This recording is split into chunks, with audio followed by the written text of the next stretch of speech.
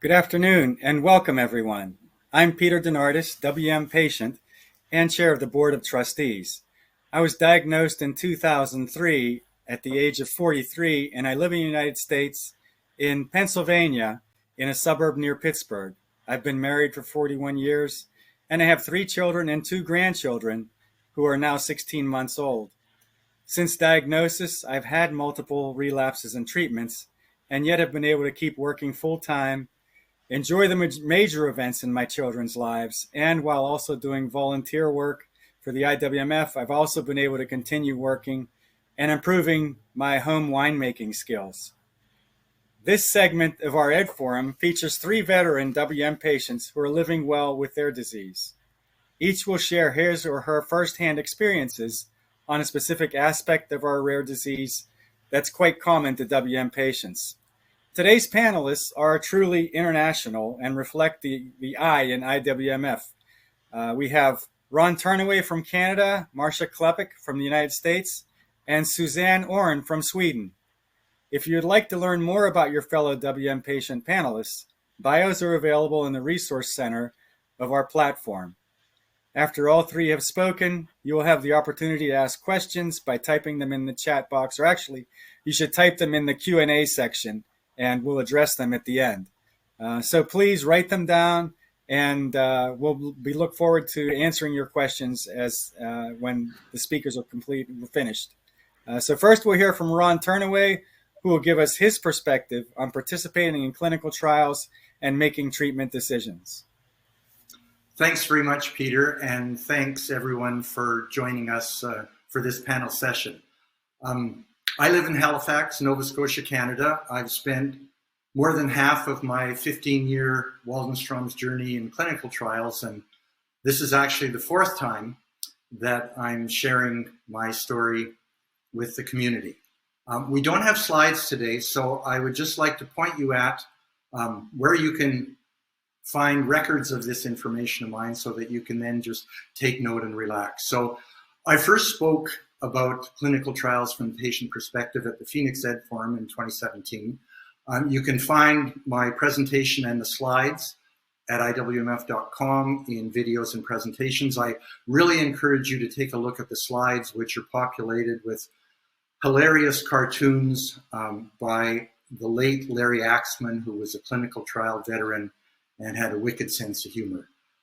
My second opportunity came in October 2020. I wrote an article in the Torch covering the same topic. The first article in that Torch is by Dr. Tom Hoffman, an amazing man who has written about clinical trials from the doctor's perspective. And I followed up with my thoughts from the patient perspective, and you'll find a lot of the information that I'm going to cover now there.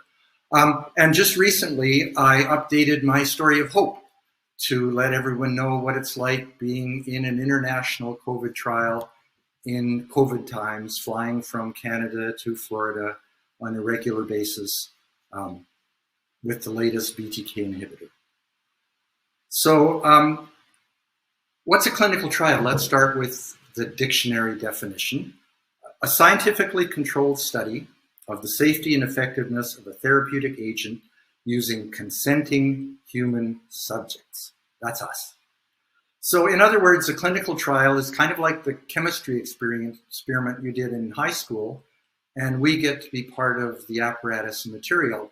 They're testing a hypothesis, and it may or may not work, and the drug may or may not benefit us. So it's not about you, it's not about me, it's about learning and progressing towards new therapies.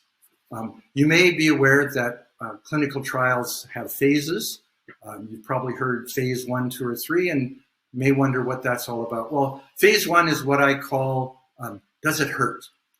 This is where the drug is given to humans for the very first time.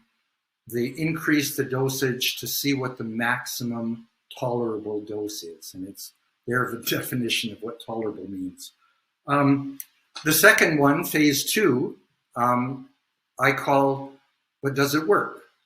So this one takes the dose that was established in the phase 1, and the drug is evaluated for effectiveness according to the hypothesis to the design criteria. You may hear things like response rate, progression-free survival, overall survival as some of the yardsticks that are used to measure the clinical trial. And then phase 3, I call, but is it better? So the trial drug, after going through phase 2, is compared to a standard of care. There's typically at least 2 arms. You're randomized, so you don't know if you're going to get the trial drug or the standard of care. Usually a phase 3 is required to be submitted to a national drug approval agency before a drug is approved for a condition. But there have been exceptions, and I think the most notable one was the amazing landmark phase 2 clinical trial for ibrutinib run by Dana-Farber, which led to breakthrough designation and immediate approval of ibrutinib for WM in the States and subsequently in most other places in the world.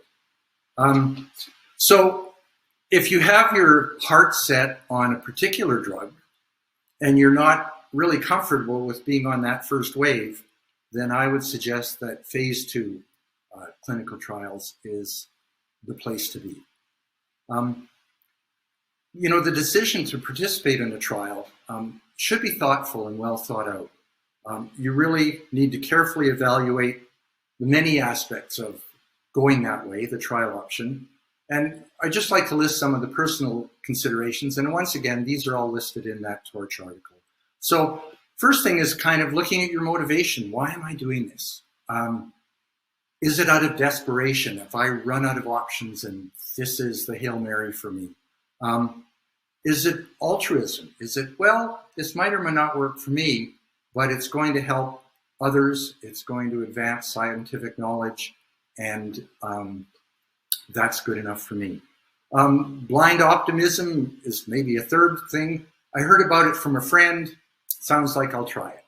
And then there's considered optimism, which, you know, is the approach that I prefer. Is I do my research, I weigh the pros and cons, and my gut and my mind say, go for it. So some of the other things that you'll encounter once you decide to look into it is eligibility. There's always exclusions and inclusions. You need to be needing treatment to be included. They won't put you on a trial if you're just fine. And you can't really be too sick, or you may not be able to tolerate the drug and all of the tests and travel and other things that might happen. Because there really are a lot of additional medical tests. And you have to ask yourself, am I willing to undergo those extra tests, the extra radiation, the extra bone marrow biopsies, more frequent lab visits, clinic visits, and in my case, traveling internationally, can I afford it? Because unlike Americans doing American trials where your insurance may cover most of your expenses, that certainly wasn't the case for me. So that travel aspect, are you willing and able to travel? And is your caregiver? Because in many cases, the drug companies will also cover expenses for someone to come with you. But it's important that your partner is willing to be part of that journey. And I mentioned insurance coverage, really questions like, if my health insurance won't pay for the additional testing, will the trial sponsor cover the cost? And if I get side effects that require therapy, will my insurance cover that? There's the unknown risks of treatment. Am I able to cope with the uncertainty of the unknown risks? You know, the worst case scenario, your loved ones might be left to cope with that uncertainty because sometimes the treatment might kill you. You know, there's an example recently in our community where a WM trial using ibrutinib and venetoclax had to be suspended when some people died from ventricular fibrillation. So, you know, the known and the unknowns are significant. How are your rights protected? Typically, you're going to get a 30 or 40-page consent form that you're going to need to read and initial on almost every page to say, yes, I agree to that protocol and of those risks. And once you've been screened and accepted, the protocol is really what guides the process for the rest of the trial. Especially with these forever drugs like BTK inhibitors, it's important to ask, well, when the trial stops, if the drug's still working for me, can I still get it for free? And, that was interesting because my first trial was the Innovate trial. I ended up on Arm C, which was ibrutinib only.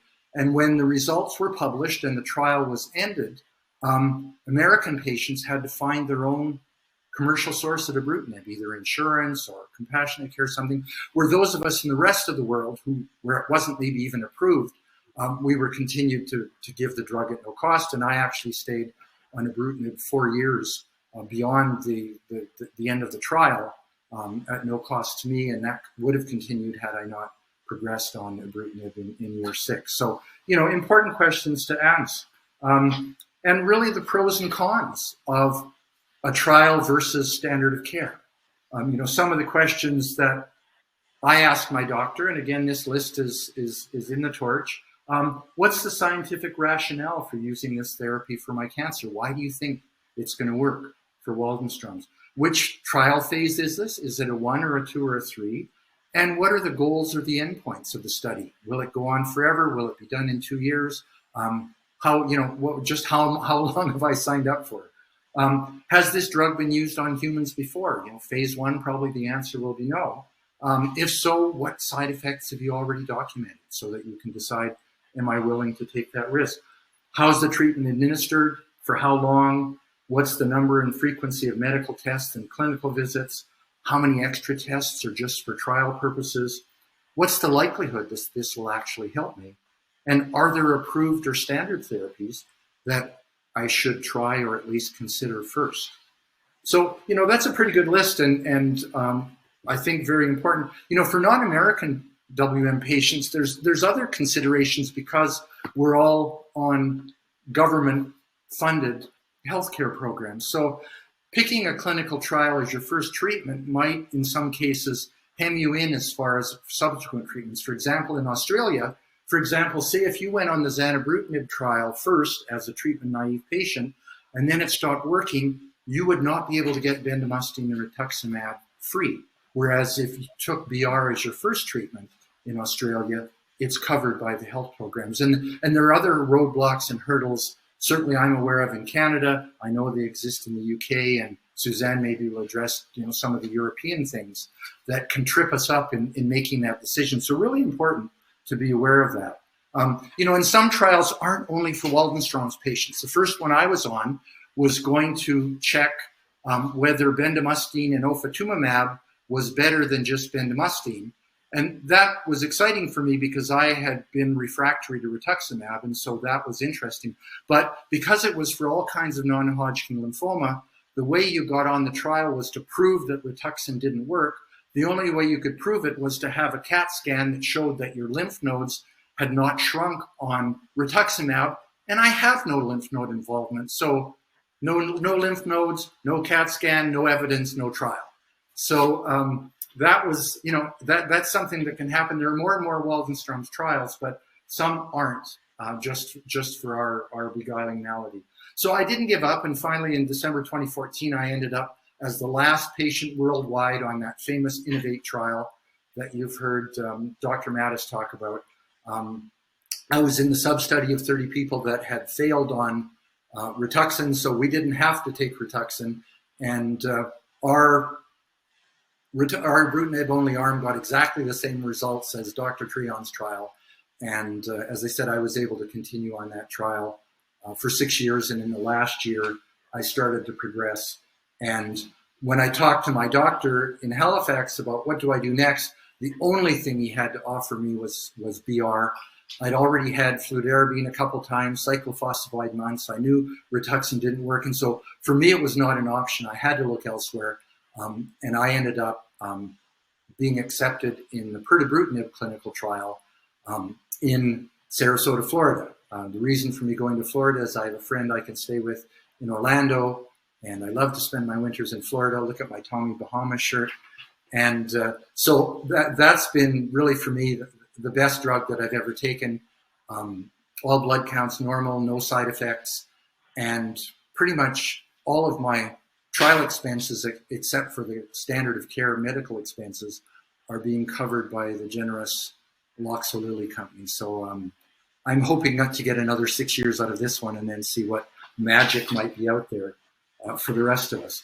So, trials don't always work.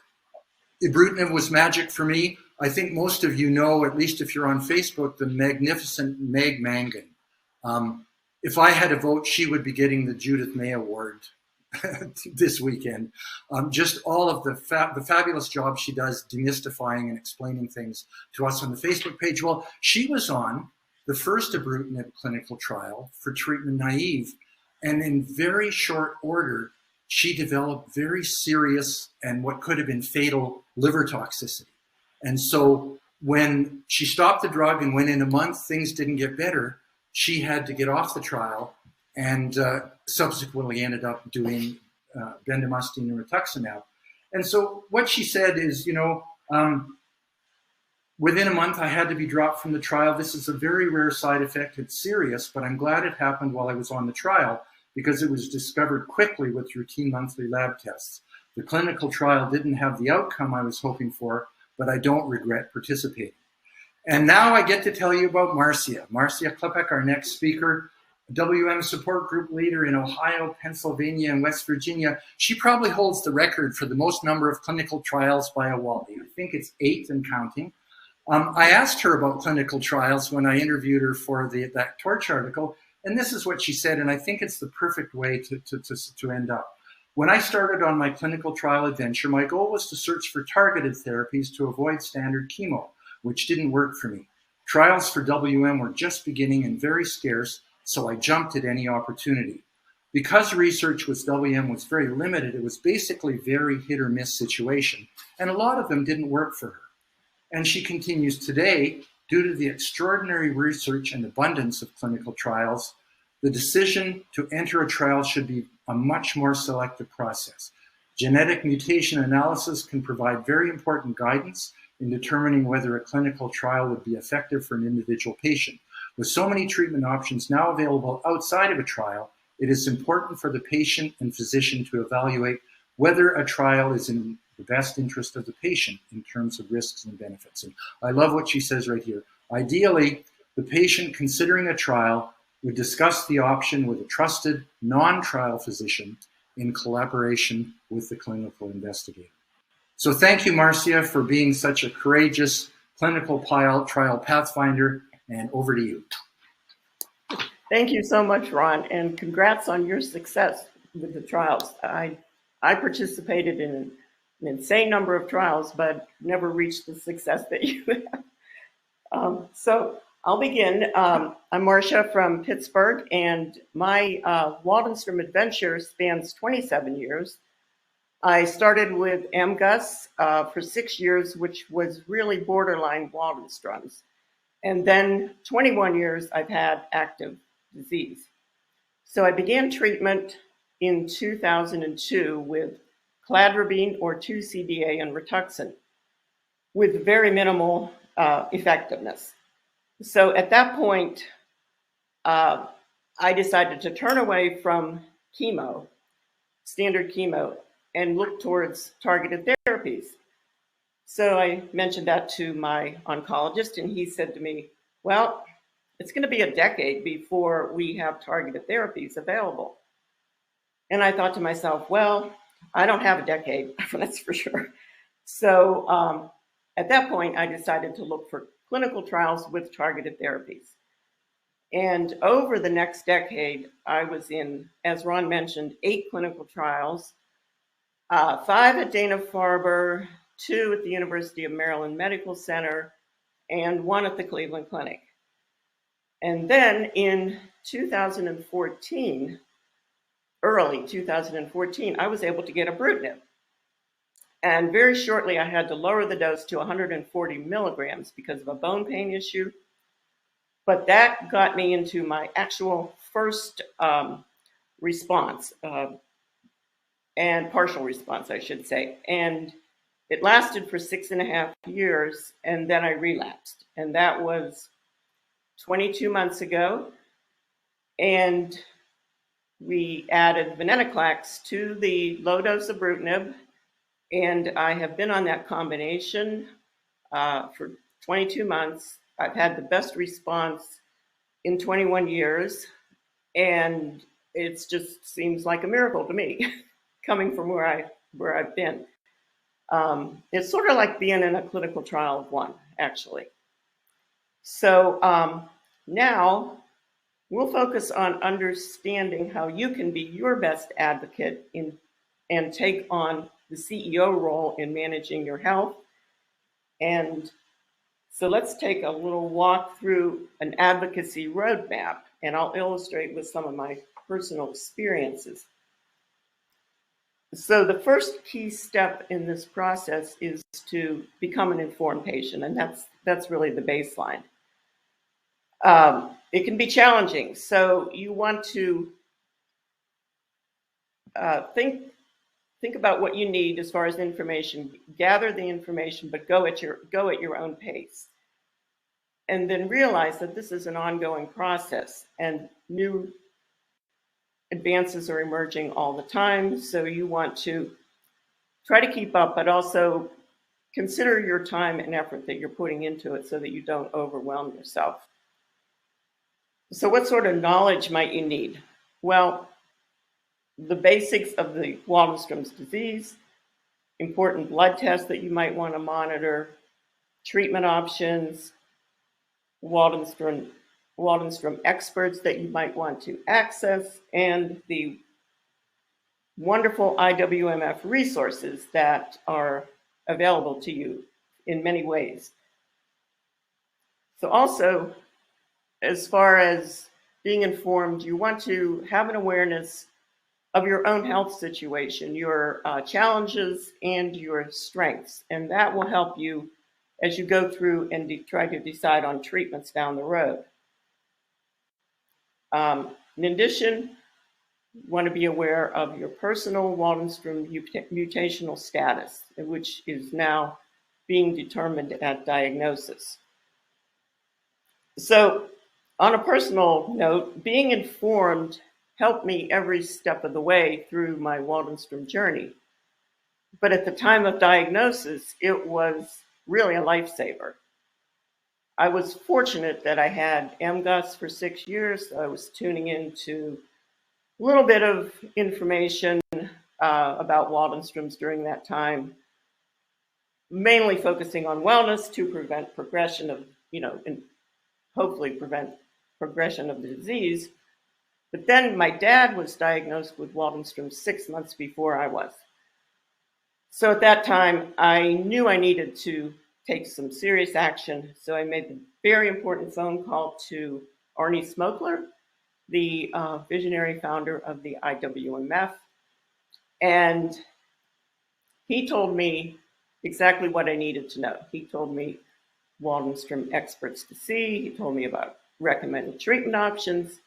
And he really gave me the confidence to move forward in a very proactive way because he was such a fantastic role model. So at my first visit, being diagnosed, I knew to question the need for treatment at that time. And I also knew to question the type of treatment that was being recommended, which was CHOP. CHOP, for those of you who don't know, it's Cytoxan, adriamycin, vincristine, and prednisone. It's quite toxic and very aggressive. And so I replied to him that I planned to see Dr. Stanley Frankel in Baltimore as my Waldenstrom expert to discuss the situation. So when I saw Dr. Frankel, he said, "No, absolutely not. You do not need to be treated." And I was thrilled, of course. And I was so glad that I was prepared for this and felt that I had gotten off in the right direction on my journey. So the next step is to communicate effectively with healthcare professionals. And I have a few suggestions. One is to be open during the communication and share your Waldenstrom story with details about your symptoms, your treatment concerns, and your lifestyle priorities. So they get to know you as a person, and they get to know your unique situation, not just your numbers.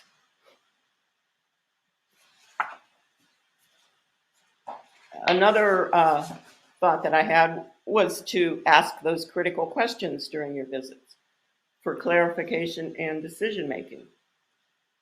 Some examples are, what are the pros and cons of treatment? What are my treatment options with side effects and benefits of each? You want to look at response rates of different treatments, and if it's available, you want to look at the progression-free survival rates and the overall survival rates. So I think it's helpful if you can go into your visit with some knowledge ahead of time about the treatments, and then you're prepared to ask specific questions, and you just feel more grounded during your visit. Another thought I have is to share information with your healthcare professionals. So if you have reliable information about a new treatment, about a new clinical trial, or an advance in Waldenstrom's, bring that information to your visit with your oncologist, and from my experience, they will be very, very appreciative of it. And it helps in many ways. Number one, it helps them to see you as an informed patient. That's important. And it helps them in your discussion and in having a meaningful discussion with your oncologist. And it also creates a partnership relationship, which really is the goal. So we'll move on to another important step in advocacy, which is navigating the second opinion process. I know we're going to have a session coming up on second opinion, so I won't go into this too much, but I did have a couple thoughts. So we know with a rare disease like Waldenstrom's that getting a second opinion is very important, especially when you're deciding on whether you should treat the disease and how you should treat the disease. It can be somewhat intimidating, even though most oncologists are very accepting of this idea of getting another opinion. Just bringing up this subject can cause anxiety, that's for sure. So my suggestion is to start off by just sharing your feelings about it. And for example, you could say, wow, this is really a big decision. This could affect my quality of life going forward. It could affect the types of treatment options that I have available to me down the road. And so I really want to gather more information and just to feel more comfortable, and then name the Waldenstrom expert that you plan to see and just state it like that. And I think they might be very comfortable with that approach and understand where you're coming from. So I do have a personal experience in getting a second opinion that I'll share with you, which enabled me to actually get into a clinical trial, which was being denied. So back in 2003, I'd had 2 treatment failures, and I was interested in a trial of Genesense. So most of you probably haven't heard of Genesense. It was the first BCL2 inhibitor on the market, no longer on the market, but like venetoclax, but not as potent, that's for sure. But they had a Waldenstrom trial of Genesense, and I was very interested in it. So I went to see the investigator, and he looked at my record and he said, your disease is too advanced for this trial. And then he handed me a couple of pamphlets on stem cell transplants. So my response was, I'm planning to see Dr. Frankel, my Waldenstrom expert, to discuss the situation. And so when I saw Dr. Frankel, he said to me, well, there's absolutely no reason you should be excluded from this trial. Said he couldn't sign me up because he was actually working for the drug company that was developing the trial. But he said, this is what you do. You call my friend at the NIH, the National Institutes of Health, and explain the situation. So that's what I did. I called the NIH, and just like that, I'm in the trial. And I was just so grateful for that important connection. So there's always a way around things, right?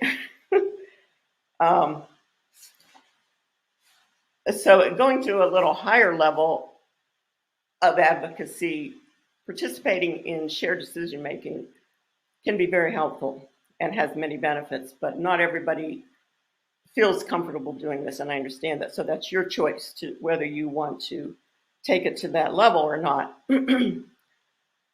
But shared decision-making is a process where the clinician and the patient, they come together with evidence-based information, and they also consider the values and the preferences of the patient and have an open discussion, and they sort out all the issues, and they come to an agreement about a treatment or another important issue.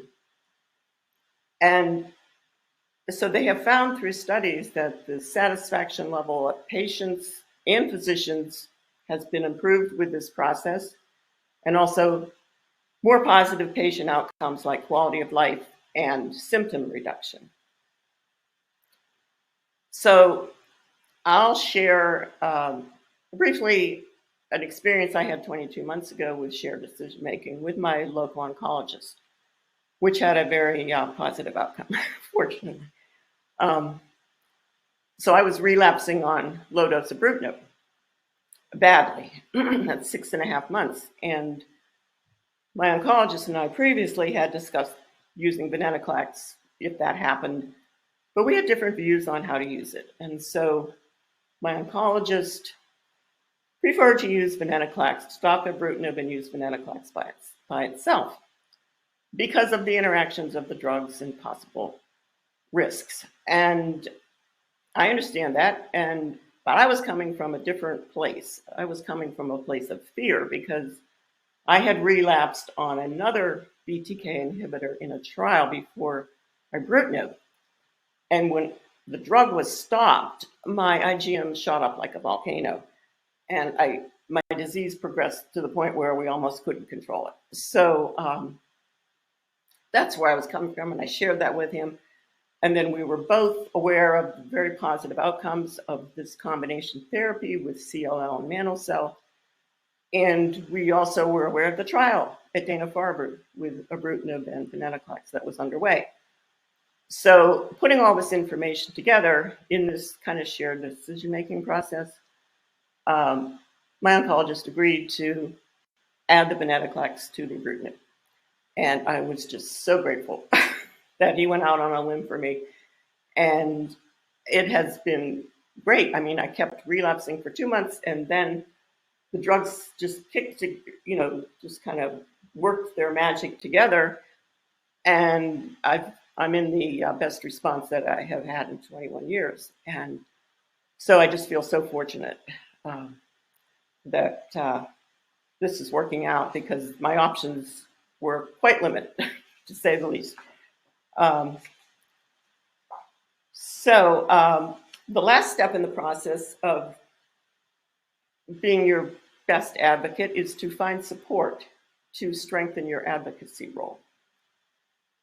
Advocating yourself can be very challenging, and it really pushes you out of your comfort zone. I mean, I've experienced that. I'm sure most of you have. So you want to look for support in many, many different places, and there's lots of options. You could be your family, could be your friends, could be counselors, and then the IWMF, of course, they have multiple resources such as the support groups, Lifeline, and the forums like Connect and Facebook out there to provide support. So just realize that you are not alone. And then bringing a support person to your doctor visits can be very, very helpful for practical and emotional reasons, especially if you're making a critical decision at that time. And according to your preferences, you can ask the support person to take on different tasks, such as note-taking, making sure critical questions are asked, and just being a vocal advocate to support your values and your preferences. So to recap, the 5 important steps of it, from my perspective, in advocacy are to become an informed patient, to communicate effectively with healthcare professionals, to navigate the second opinion process, participate in shared decision-making, and finally, find support. And so I sincerely wish all of you a very empowered Waldenstrom journey. And now it's my pleasure to turn the program over to Susanne from Sweden, who will enlighten you on living well with Waldenstrom's. Welcome, Susanne. Thank you very much, Marcia. It was most interesting, and I learned a lot. Oh, thank you. Sure. And hello, everybody out there. This is the first time, and I'm not as experienced as Ron and Marcia is on Waldenstrom, or WM. But I'm really proud to be and happy to be asked to talk to you all today at Ed Forum about how to live well with WM. But at the same time, I'm a little bit scared because English isn't my mother language. Today, I will share my experiences from diagnosed to acceptance and how I have found my way to live well with the WM. But we are all different, and we all have to find our own way. My name is Susanne Ohrn, and I'm from Sweden. I got my WM diagnosed in 2015, when I was 55 years old and after 9 months of examination. I'm also the founder of the support and the support leader of WM Skandinavien since 2016. Currently, are we 372 members. Cancer. Yes, the word is scary and triggers a lot of emotion, doesn't it? And upon that, get an unusual blood cancer that almost no one have heard of or able to pronounce is even worse. Just us from Sweden are able to pronounce Waldenström correctly. That's why I'm going to use Waldenström for the rest of my presentation, just because I can. When you get your cancer diagnosed, the whole life changes and turns upside down, and nothing will never ever be the same as before. This regardless whether you receive treatment immediately or get the message that you should wait and see. I think wait and see is worse. I have no quick fix, no prescription, no manual how to live well with Waldenström. But my experiences is that it's a matter of knowledge, attitude, and requires some work and willingness to change. And finally, to accept the situation. It's also about one's mindset. Someone like me have always had easy to find possibilities where others just find problems, and they probably have to work harder. All my life I've been worked with research, development, and managed large projects. I have been involved in changing the lives of many, and I know how big changes can affect people emotionally and can put them into crisis. So I had some knowledge of crisis management, which to some extent helped me to see upon my own reaction a little bit from outside. Despite this knowledge, I ended up in an emotional roller coaster. It all started in 2015. I had for a very long time felt that something was wrong with my health. I thought it was work-related, that I had worked too hard and it was high time to slow down. Then I broke my ankle, and on top of that I got a deep vein thrombosis. And at the same time I became so incredibly fatigued and developed the terrible pain in both my feet. I was tossed between a lot of different specialists, and their theories were many. Then they found that I had B12 deficiency and gave me injections, but it didn't help much. My health got worse and my frustration got bigger, and no one seems to know what I was suffering from. So when I finally got my diagnosis, I passed the shock phase quite easily. I was actually more relieved that I finally got the diagnosis. I didn't receive much guidance or information from a hematologist, who only stated that I didn't need any treatment and that my symptoms were not related to Waldenstrom due to my low numbers. My IgM was just 10 gram per liter, which is the same as 1,000 milligram per deciliter. And I had a bone marrow infiltration of 30%. I got a prescription for iron tablets and a new appointment in 3 months. I really felt sick, tired, and affected by the pain, which made me even more frustrated, or rather angry, because I didn't get any help. I was in need of facts about Waldenstrom and how it would affect me and my family. How long would I live? Why didn't I get any treatment? How could I get any relief from my extreme fatigue and the terrible pain? I started out thinking about what I did or didn't do to get Waldenstrom. I felt guilt, how this would affect me and my loved ones, my employers and my colleagues. But it was most difficult for my husband, who was a widower since his first wife died of leukemia. This was, of course, very emotional and very difficult for us. The history seems to repeating itself for him. The only thing I didn't have to worry about was how to finance my healthcare and my sick leave due to the healthcare system in Sweden. That was really a relief. I also felt sad and lonely. I didn't no longer have my good health. And my life had taken a wrong turn. I was no longer able to do what I wanted, from having a qualified position at work, with high workload and a lively interaction with the family, a lot of friends.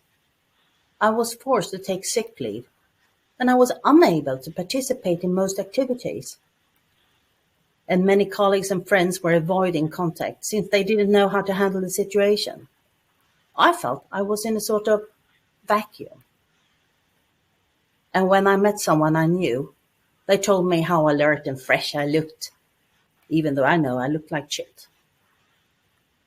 And I was given a lot of advices on what to eat and how to live, and they told me about others they knew who had cancer. Not always with a happy end. I really needed to get in control of my situation and my life, but I didn't find enough fact or information in Swedish, nor were there any established patient organization in Sweden or in the rest of Scandinavia that was particularly interested in Waldenstrom. I really needed to learn more about Waldenstrom and meet and discuss with other patients in the same situation. Then I discovered IWMF, where I found knowledge, information, hope, support, and fellowship with others with Waldenstrom. I attended to my first Ed Forum in 2016 in Amsterdam and felt the more I learned, more at ease I felt. It was amazing. Knowledge and hope were good for me and for my loved ones, even if we kept in mind that it's still important to have a realistic picture of the future. Knowledge is also power, as you said, Marcia. Due to the education and information I received through the IWMF, I was able to meet my hematologist in a more informed basis and discuss my Waldenstrom with him in a whole new way. This led to my first treatment, despite my low IgM level. In the end of 2016 and the beginning of 2017, I got single rituximab for 4 weeks in 2 periods, and my life turned for the better again. I was really disappointed over the blood cancer organization in Scandinavia didn't have a group for Waldenstrom patients, and I felt It was unfair that only those who can or dare communicate in English would have full access to knowledge and a community. This gave me the strength to start a Waldenstrom support group in Scandinavia. To help others felt very meaningful for me. To live well with Waldenstrom means more than taking care of one's health.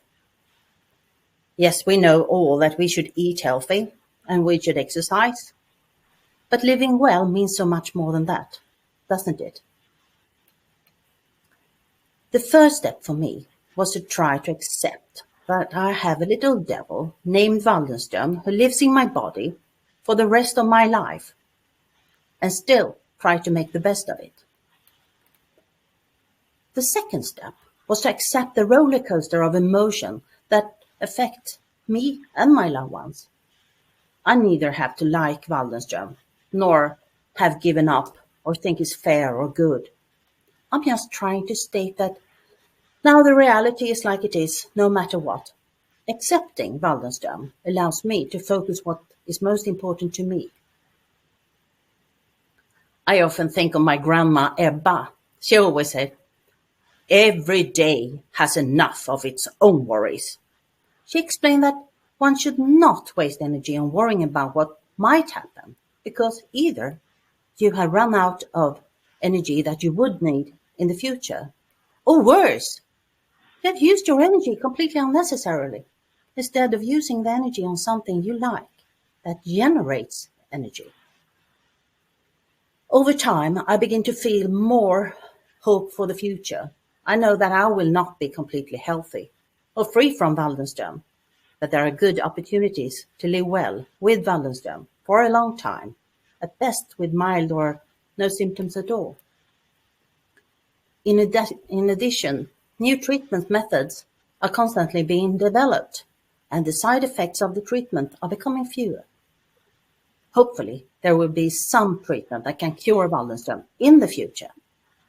By learning more, I can be more involved in my own treatment, which gives me a better sense of control. I like that. I learned I'm not my Waldenstrom diagnosis or my symptoms. I'm still Susanne, and that is important to continue to be myself and find joy in things that are not related to Waldenstrom. I try to focus on what I can do instead of worrying about things I can't do. I will never again jump out of a helicopter to ski down an untouched mountainside, nor sail offshore races, or dance all night, climb mountains, or get a new, challenging work position. Not entirely because of Waldenstrom. I've never been as old as I am now either. But I will continue ski, now in the children's slope with my grandchildren, continue sailing, make travels to new countries, create new crazy projects, and I will continue find things to do that is fun or stimulating, like support others with Waldenstrom.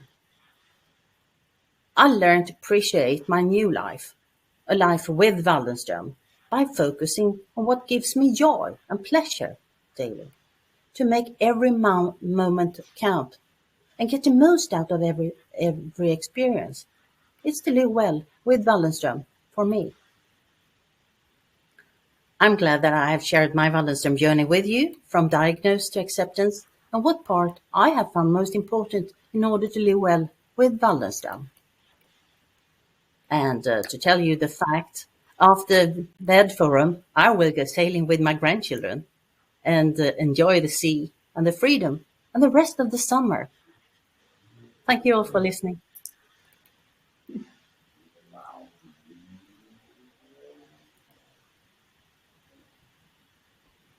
You're I'm muted, happy Peter. to answer a question. Oh, okay, sorry about that.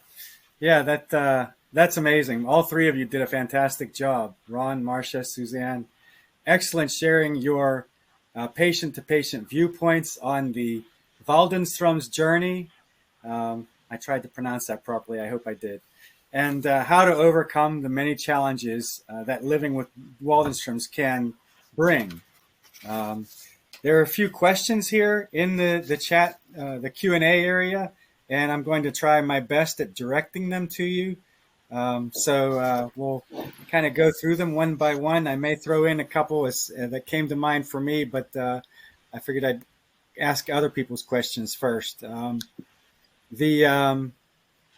Is venetoclax, and maybe Susanne can answer this, is venetoclax approved for WM in countries outside of the United States, like Germany? I believe it is approved in the United States. I'm not sure about Germany, but it is not approved in Scandinavia so far. I know that they have been used on some patients outside what is approved. Okay, thank you. Yeah, Peter, if I can chip in sure. Canada, it's not approved for Waldenstrom's, but it can be prescribed off-label because I believe it's approved for CLL. I looked at that option before going on the pirtobrutinib trial, and if for only 10 grand a month, I could have it. There's no compassionate care from the drug manufacturer, so it was cheaper to fly to Florida. Right. Amazing, isn't it? Yeah, that's a shame. And for Marcia, what symptoms did you have during your relapses? Did you have similar symptoms, different? Yeah, it starts with increased fatigue, headaches. When I had the severe relapse when I stopped the one BTK inhibitor, I thought my head was going to explode, and the IgM jumped. Well, when I stopped the trial, the IgM was in the 7,000 range. It jumped almost to 10,000 in 2 weeks. And I went to the ER because they couldn't get a blood test fast enough, to show what it was. And I thought, I think I'm going to have a stroke. So, it was just severe headaches that I couldn't control them. And the fatigue and bruising, all of the hyperviscosity type of issues. But Okay, it starts with just feeling a little bit of, this head fuzziness and the fatigue, and then it gets worse. So I can almost tell when it starts ramping up. You get that without sense. blood test. Yep. How about you, Ron? What symptoms have you had? My presenting symptom was anemia, and that's usually the first indication that there's a problem. There was a question in the chat about peripheral neuropathy, and I had that in the soles of my feet at diagnosis 15 years ago. I was slow to react to the small changes that Waldenstrom brought to me. So by the time I was treated, I'd had that for more than 2 years and had no success in reducing the peripheral neuropathy. Velcade made it worse, but fortunately only temporarily. I found, and this I think will happen for a lot of people, we have this useless compulsion to compare IgM numbers as if that's somehow meaningful in terms of what our disease is like. But what I found was that for each individual person, you may find that you relapse at the same IgM level where you first required treatment. And so that's another reason why it's helpful to track your own, because it may give you that distant early warning that it's time to start talking to the doctor. So for me, that's where it's useful. And of course, when you're anemic, you need a nap after you change your mind. But with normal hemoglobin for the last number of years, I'm a pretty happy camper. Okay.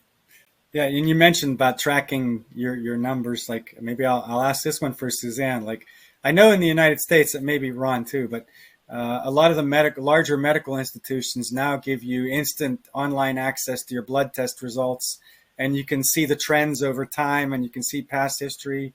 Susanne, does your medical center that you go to, do they provide that to you, or what's it like for you? Yes, we can actually access all our blood work directly after. And we can also track them down, and we can, depending on how used we are to computers, we can do a lot of things with the information that we received. And it doesn't matter what hospital we go to, we can actually access the information in one place. Wow. But I don't That's know great. for Denmark and Norway how it works there. Okay. And there's another question that, not to pick on you, Susanne, but I think you might be able to answer this one. Someone's asking, they've been struggling with hives in between rituximab and bendamustine treatments. Do you have any experience and suggestions in that regard? Or maybe Marcia also? No, actually not. I think it's up to every patient, depending on their situation, to discuss this. I think information is the best way to have a good conversation with your hematologist and decide for what treatment will be the best for you. Mm-hmm. Did you ask about hives? Right, they had hives in between Rituxan and bendamustine. Yeah. I'm not sure. I'm pretty sure that's an allergic reaction to the rituximab. Yeah. And Right. it probably can be treated with antihistamines or something. I don't know. I'm not a doctor, but that there's so many strange reactions to rituximab. You know, first time I took it, I got the rigors. I thought my back was going to break before they could medicate me to take that pain away. It's probably the most pain that I've ever felt. They just stopped when I got the rituximab. They stopped the treatment for a while, and then they pumped me up with antihistamine, and then they started again. So it usually takes almost 1 day to get it. Right. Yes. Okay. Thank you.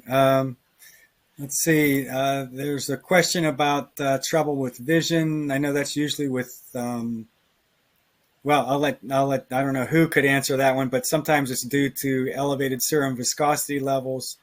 But Ron, you're wearing glasses, so I'll let you handle the question. Okay, thanks, Peter. You know, hyperviscosity was a serious problem for me because my IgM was, 6,200. 62 in international units at diagnosis, and it was actually a picture that my optometrist took of the sausaging in my retinal capillaries that prompted my hematologist to treat. And I had plasmapheresis before starting rituximab. That was my first treatment. All I got was the flare, and once again, I needed emergency plasmapheresis to basically save my vision, and that's happened to other friends of mine as well. So it's a very significant thing. Very often, if you're having vision problems, you might also be seeing nosebleeds, bleeding gums, headaches. Those are all the kinds of symptoms of hyperviscosity syndrome. I think it typically happens, rarely does it happen, I think, with IgM below about 5,000, but I think we're all different. So don't quote me on that. Okay, thank you. Another person asked a question about bone pain. She's from Brenda. She was diagnosed in June 2021 and has had constant burning bone pain for several years, going down to her feet. The pain is intense and never goes away. Her doctor's medicated her, but it only helps about 50% to reduce the bone pain. And her question is, how common is bone pain with WM? I don't believe it is that common, but Marcia, maybe you can address that since you've had that issue in the past. Yes. The only time I've had bone pain was in relation to ibrutinib. And that started about 6 months after I was on the ibrutinib, and I had all kinds of tests, including a bone biopsy. And they found scar tissue in a couple areas where I had severe pain, and it was actually, when you pressed on the bone, it was very tender. So, and it actually went away when the dose was cut down. So we knew it was related to the ibrutinib. And that's been reported to the drug company. But okay. I do get recurrences occasionally of bone pain, but it's always due to the ibrutinib. But so far, typically it's not not that bothersome, but it's not the Waldenstroms, it's the Abruzzo. And I think random bone pain is and musculoskeletal pain is very common with Abruzzo.